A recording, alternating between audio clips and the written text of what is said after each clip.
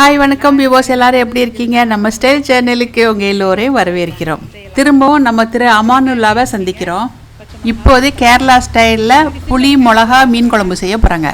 அதுக்கு வெங்காயம், பச்சை மிளகா, தக்காளி பழம் வெட்டிட்டு இருக்காங்க மாஸ்டர். நான் இந்த குழம்பு பேர் கேட்டது கூட கிடையாது. இவங்க கேரளாவில் ரொம்ப சமையலில் பிரபலியமாக இருக்கிறதுனால நமக்கு செஞ்சு கொடுக்கறதுக்காக வந்திருக்காங்க. இந்த சமயத்தில் மாஸ்டருக்கு நன்றியும் சொல்லிக்கிறேன். வாங்க வீடியோக்குள்ளே போகலாம். மாஸ்டர் புளி மிளகா மீன் குழம்புக்கு வெங்காயம், தக்காளி பழம், பச்சை மிளகா இதெல்லாம் வெட்டிகிட்ருக்காங்க. மாஸ்டர் வரதுக்குள்ளே தேங்காயெல்லாம் திருவியெல்லாம் வச்சுருந்தாங்க. மாஸ்டர் சொல்கிறாங்க இந்த குழம்புக்கு தேங்காய் தேவையில்லை அப்படின்ட்டு. மாஸ்டர் அந்த தேங்காய் வச்சு வேறு ஏதோ ஒன்று செய்யலாம் அப்படின்னு சொல்லியிருக்காரு. அதையும் சேர்த்து நம்ம பார்க்கலாம். சரிங்க, மீன் கொண்டு வரேன். சரி, என்ன மீனுக்கா? என்ன மீன் சொல்லணும்? இங்கே பண்ணா மீன். பண்ணா மீன். இது கடல் மீன் தான் நல்லாயிருக்கும். ஏன்னா இந்த சமையலுக்கு இன்னைக்கு மீன் தான் நல்லாயிருக்கும். இன்னைக்கு சமையலுக்கு அது இல்லாதனால இது பண்ணா மீன். பண்ணா மீன். இது நல்ல தண்ணி மீன். பூண்டு தட்டுறாங்க. புளி மிளகா மீன் குழம்பு. குழம்ப தாளிக்கிறதுக்கு சட்டி அடுப்பில் வச்சுருக்காங்க. கேரளா புளி மிளகு மீன் கறி செய்கிறதுக்கு எண்ணெய் ஊற்றிருக்காங்க. எண்ணெய் நல்லா காஞ்சதோட வெந்தயம் போடுறீங்க. வெந்தயம் நல்லா சிவந்த பிறகு பூண்டு போடணும்.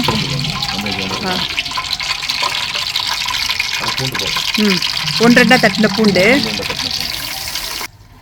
பூண்டு நல்லா செவக்கணும், ஆனால் தீஞ்சிடக்கூடாதுன்னு சொன்னார். கருவேப்பிலையும் போட்டுக்கிறாங்க. 1.5 கிலோ மீனுக்கு 1/2 கிலோ சின்ன வெங்காயம், பெரிய வெங்காயம் வெட்டி வச்சுருக்கீங்க. பூண்டு நல்லா செவந்து வருது. இப்போ வெட்டி வச்ச சின்ன வெங்காயத்தை போட்டுக்கிட்டாங்க. பெரிய வெங்காயம் போட்டுறீங்கன்னா பெரிய வெங்காயம் போடுறேன். இப்போ பச்சை மிளகா கீராமல் வச்சுருக்காங்க. சில சமையலுக்கு லேட்டாக போடணும் உப்பு, சில சமையலுக்கு சீக்கிரம் போடலாம். சரி. இப்போமே எல்லா உப்பையும் போட்டுடலாண்ணா. மஞ்சப்பொடி, மிளகாத்தூள் 25 கிராம். சரி. மல்லித்தூள் 50 கிராம். 10 அது கம்மியாக தான் இருந்துச்சு. சரி. இது வீட்டு பொடி மல்லித்தூள், மஞ்சத்தூள் போட்டு அரைச்சது. இது ரெடிமேட்டோட. இது இந்த கேரளாவில் கொடம்புளி. இது மசாலா போட்டு வறுக்கணும்னா என்ன வேண்டாமோ? இது யாருக்கே நம்ம தாளிச்சு ஊற்றின சட்டியில் போட்டு லேசாக வறுத்துக்க போகிறீங்க. முற்றிலும் எனக்கு புது அனுபவம் அந்த சமையல். நான் இந்த மாதிரி செஞ்சதில்லை. கை விடாமல் கிண்டணும். மிளகா நெடி ஏறுது. உங்களுக்கு மட்டும் மிளகா நெடி ஏற மாட்டேங்குது, எனக்கு மட்டும் ஏறுது. பண்ணிட்டா எடுத்து வச்ச மசாலாத்தோட நல்லா வறுத்துக்கிட்டாங்க. இறச்சி கோழிக்கும் இந்த மாதிரி செய்யலாமோ? சரி சரி.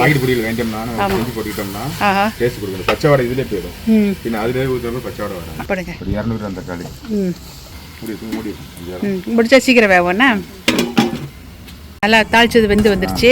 இப்போ வறுத்து வச்ச பொடியை போட போறீங்க. எண்ணெய் இல்லாமல் வறுத்த மசாலா தூளை தாளிச்ச கலவையில் போட்டுக்கிட்டாங்க. நல்லா கலந்துருச்சு. தேவைக்கு தக்க புளியை பார்த்துட்டு ஊற்றணும். அது போக நீங்கள் இந்த புளி போடுறதுனால கொஞ்சம் பார்த்துட்டு ஊற்றணும்னா குடம்புளி. தேவைக்கு தக்க தண்ணி ஊற்றணும். ஏன்னா குழம்பு தக்க வேணும்னா புளி அது போதும்னா நீங்கள் ஊற்றினா கொஞ்சமாக. ஆமாம் ஆமாம். இந்த குடம்புளி தண்ணியோட ஊற்றுவீங்களா? தண்ணி இல்லாமல்? கழுவுறதுக்கு. ஆமாம், மீன் இப்போ முங்குற அளவுக்கு வேணும்ல. நல்லா கொதிக்கணும்னா. திரு அமானுல்லா மீன் குழம்பு செய்ய வர்றதுக்கு முன்னாடி நாங்கள் தேங்காய் தேவைப்படும்னு திருவி வச்சுருந்தோம். அவங்க செய்கிற குழம்புக்கு தேங்காய் தேவையில்லைன்னு சொன்னதுனால அந்த தேங்காய் பூ வச்சு கேரளா சம்மந்தி செய்ய போகிறாங்க. அதுக்கு புளியை உதிரியாக எடுத்து வச்சுருக்காங்க. அதுக்கப்புறம் தேங்காவையும் அதிலே போட்டுக்கிறாங்க. புளியை சின்ன சின்னதாக இந்த மாதிரி பிச்சு போட்டோம்னா தேங்காயில் எல்லா பக்கமும் புளிப்புத்தன்மை கிடைக்கும் அப்படின்னு சொல்கிறாங்க. இது எதுக்கெல்லாம் நல்லாயிருக்கும் சாப்பிட்றதுக்கு? சைவ சாப்பாடு நல்லா இருக்கும். சைடிஷாக வச்சுக்கிறதுக்கு. சைவ சாப்பாடு வீட்டில் வெள்ளை சாப்பாடு சாப்பிட்றதுனா அது நல்லா இருக்கும்.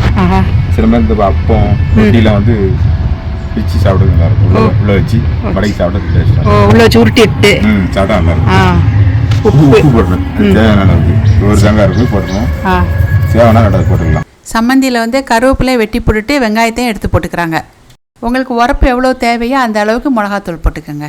அந்த கலவையில் ஒரு 15 மில்லி தேங்காய் எண்ணெய் ஊற்றிக்கிறாங்க. கேரளா சம்மந்தியை பால் வர அளவுக்கு பிசையாமல் நல்லா எல்லாமே புளியெல்லாம் கலக்கிற அளவுக்கு விரைவி விடணும் அப்படின்னு சொன்னாங்க. இந்த சம்மந்தியை வந்து சப்பாத்தியில் ரோல் பண்ணி வச்சு சாப்பிட்லான்னாங்க. தோசையும் தொட்டு சாப்பிட்லாமா, ஆப்பத்துக்கு ரொம்ப நல்லாயிருக்கும் அப்படின்னு சொன்னாங்க. வெள்ளை சாதத்துக்கு அப்படியே விரவி சாப்பிட்லாம், ரொம்ப டேஸ்ட்டாக இருக்கும் அப்படின்னு சொன்னாங்க. கேட்குறதுக்கே ரொம்ப ஆசையாக இருக்குது. கொஞ்சம் எடுத்து கொடுங்க, நான் பார்க்குறேன். பாருங்க புளிப்பு இறங்கிட்டா இல்லை லேசாக புளிப்பு இறங்கிருக்கு. லேசாக இன்னொரு 2 நிமிஷம் இறங்கிடும். நல்லா இருக்கு. உப்பு வரப்பு வரப்பு அவங்களுக்கு நான் தான் இருக்கும். இல்லை, எல்லாம் கலந்து நல்லா இருக்குது, ஈவனாக இருக்குது. நீ சாப்பிட்டு உங்களுக்கு தெரியும். உப்பு போடணுமா நீ வரப்பு உப்பு சரியாக இருக்கும்ண்ணே. வரப்பு வாங்க. உங்களுக்கு என்ன தெரியும் சமையல் சொல்லுங்க. எனக்கு சமையல் எதுவும் தெரியாது, சாப்பிட தெரியும். அது எல்லாத்துக்கும் தெரிஞ்சதுதான். இது நூறோட அண்ணன். சொல்லுங்க. என்ன போடணும்? நல்லா இருக்கும். நல்லா இருக்கா? என்ன போடணும் தெரியாது. என்ன எனக்கு போடணும்? எல்லாம் கரெக்டாக இருக்கு. அதே தான் கரெக்டாக இருக்குதா, நானும் ஒன்றும் சொல்லலை. மிளகா வந்து கீறி வச்சுருக்காங்க, தக்காளியும் வெட்டிட்டு இருக்காங்க. அது மீன் குழம்புல கடைசியில் தான் போடணுமா. முருங்கைக்காய் இருந்தால் போடலான்னு இப்போ தான் சொன்னாங்க. பறிக்க போகிறாங்க. கறி வெந்துட்டு இருக்கும்போதே சுட சுட செஞ்சு பறிச்சு கொண்டு போட போகிறோம். சிங்கப்பூர்லாம் எவ்வளோ நாளைக்கு முன்னாடி வச்சு தான் தருவாங்க. வந்து கேரளா சைடில் மீன் குழம்பு வைக்கிறாங்கல்ல, அதுக்கு வந்து என்கிட்ட வந்து மாங்காய் பறிச்சுட்டு வர சொன்னாங்க. நான் வந்து ஒரு மாங்காய் பறிச்சிட்டேன், அவங்கள்ட்ட கொண்டு கொடுக்க போகிறேன். நானே பறிச்சிட்டேன். நான் வந்து முருங்கைக்காயை துண்டு துண்டாக தான் வெட்டி போடுவேன். இவங்க துண்டாக வெட்டிட்டு 2ஆக பிளந்து வச்சுருக்காங்க. ரொம்ப புளிப்பான மாங்காய்னால மாங்காயில் உள்ள ஒரு கன்னத்தை மட்டும் எடுத்து துண்டு துண்டாக வெட்டுறாங்க. ஏன்னா ரொம்ப போட்டால் புளிப்பு ரொம்ப இறங்கிரும் அப்படின்ட்டு. கீர்ன மிளகாவையும் வெட்டின தக்காளி பழத்தையும் குழம்புல போட்டுக்கிறாங்க. கீரி வச்ச முருங்கைக்காயை போட்டுக்கிறாங்க. அதுக்கப்புறம் வந்து மாங்காவையும் போட்டுக்கிறாங்க. நல்லா கிண்டி விட்டுட்டு குழம்புக்கு தக்க தண்ணி ஊற்றிக்கோங்க. இப்போ வந்து குழம்புலையும் போட்டுக்கிறாங்க.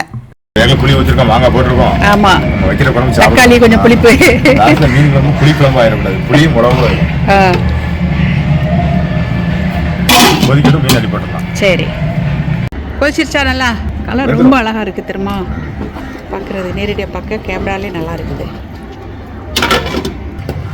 எல்லாம் வெந்துருச்சுன்னா இன்னும் மீன் போட்டால் வெந்துடும் போல். உப்பு மஞ்சத்தூள் எல்லாம் போட்டு கழுவி வச்ச மீனை இப்போ குழம்புல போட்டுக்கிறாங்க. மீனை குழம்புல போட்ட உடனே கரண்டி வச்சு கிண்டுனா உடஞ்சி போகாது, அதனால் கரண்டி வச்சு கிண்டி விட்டுட்ருக்காங்க. மீன் குழம்பு எப்படி இருக்குன்னு ருசி பார்க்க சொன்னாங்க. அவங்க போட்ட உப்பு, உரப்பு, புளிப்பு எல்லாமே ரொம்ப அருமையாக இருந்துச்சு. கறிக்கு ஏற்ற அளவுக்கு இருக்குது எல்லாமே. மாஸ்டர்னால் சொல்லவா செய்யணும், அவங்க அந்த அளவுக்கு திறமையாக கரெக்டாக செஞ்சுருக்காங்க. கடைசியாக கொஞ்சம் கருவேப்பில் போடுறாங்க. அதுக்கப்புறம் கொஞ்சமாக தேங்காய் எண்ணெயை ஊற்றி அடுப்பை மூடி வச்சிடுறாங்க. கொதிச்சுட்டுனா இருக்கணும். இந்த மீன் ரொம்ப வந்துடும், இப்போ கரெக்டாக இருக்கும் சாப்பிடுறது. சரி, கொதிக்க தண்ணியில் போட்டாலும் மீன் வந்துடும். கடல் மீனில் கூட நம்ம சூறை உடையாது, ஆமாம், கறி மீன் உடையாது, பாகிலாம் மீன் உடைஞ்சிடும். கொதிக்கும் போது போட்டால் போதும். குழம்பு ரெடி பண்ணிட்டு. எங்கே ஓடுறீங்க அவசரமா? இல்லை இல்லை, மீன் குழம்பு நம்ம ஸ்டைலில் புளி மிளகு மீன் குழம்பு தயாராகிட்டு. நம்ம ஸ்டைலில் திரு அமானுல்லா கேரளா புளி மிளகாய் மீன் குழம்பும் அதோட கேரளா சம்மந்தியும் செய்து காட்டினாங்க.